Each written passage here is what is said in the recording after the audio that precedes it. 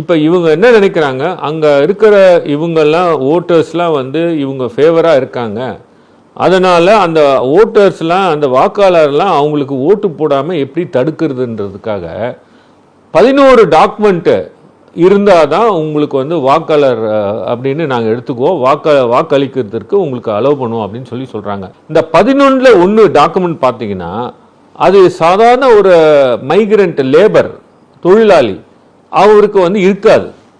For example நான் சொல்கிறேன் பாருங்கள், பாஸ்போர்ட்டு, அதுக்கப்புறம் வந்து பார்த்தீங்கன்னா வந்து 10th standard certificate, 12th standard certificate, இப்படியே ஒரு 11 டாக்குமெண்ட்ஸ் கொடுக்குறாங்க. அந்த 11 டாக்குமெண்ட்ஸ் வந்து நிச்சயமாக ஒரு சாதாரண மனிதன் வந்து அவரால் கிடைக்காது.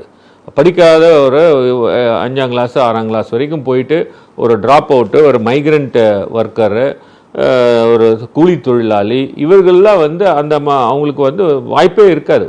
இந்த டாக்குமெண்ட்லாம் வைத்து கொண்டு, அதுவும் என்ஆர்சி கேட்குறாங்க, சிஏஏ டாக்குமெண்ட் கேட்குறாங்க. இதெல்லாம் வந்து எப்படி நீங்கள் எதிர்பார்க்க முடியும்? இல்லாத டாக்குமெண்ட் எப்படி நீங்கள் கேட்க முடியும்?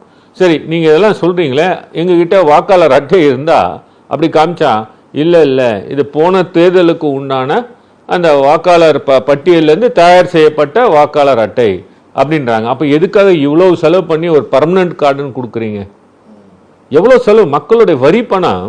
நீங்கள் ஒரு கார்டு நீங்கள் எடுத்து பாருங்கள், ஒவ்வொருத்தரும் வாக்காளர் அட்டைன்னு வச்சுருக்கீங்க. அப்போ எவ்வளோ செலவு பண்ணி நீங்கள் இந்த கார்டை உருவாக்கியிருக்கீங்க.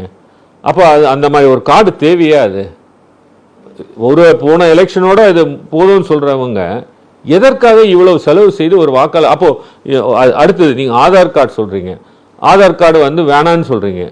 ஆதார் கார்டு வேணான்னு சொன்னால் அந்த ஆதார் கார்டு வந்து வச்சு தான் நீங்கள் பாஸ்போர்ட்டே வாங்குறீங்க, பாஸ்போர்ட்டை ஒத்துக்குறீங்க. ஆதார் கார்டை வச்சு தான் பேங்க் அக்கௌண்ட் ஓப்பன் பண்ண முடியும்.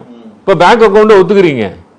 ஸோ இது பார்த்தீங்கன்னா இவங்க வந்து கொடுக்குற ரீசன் வந்து சரியில்லை. இது வந்து காரணம் என்னன்னா, இந்த 3 தேர்தல் ஆணையர் இங்கே டெல்லியில் உட்காந்துக்கிட்டு அவங்க வந்து இவங்க சொல்கிறதுக்கெல்லாம் தலையாட்டி பொம்மை போல் உட்கார்ந்து கொண்டு அவர்கள் என்ன ஸ்கெட்ச் போட்டு கொடுக்குறாங்களோ இவங்க உட்காந்துட்டு இது வேலை செஞ்சிட்ருக்காங்க. நிச்சயமாக இவர்கள் வந்து விட்டுவிடக்கூடாது. இவர்கள் செய்கிற ஒவ்வொரு விஷயங்களுக்கும் அவர்கள் மீது வழக்கு தாக்கல் செய்து இவர்கள் மேலே வந்து கிரிமினல் குற்ற நடவடிக்கை எடுக்க வேண்டும்.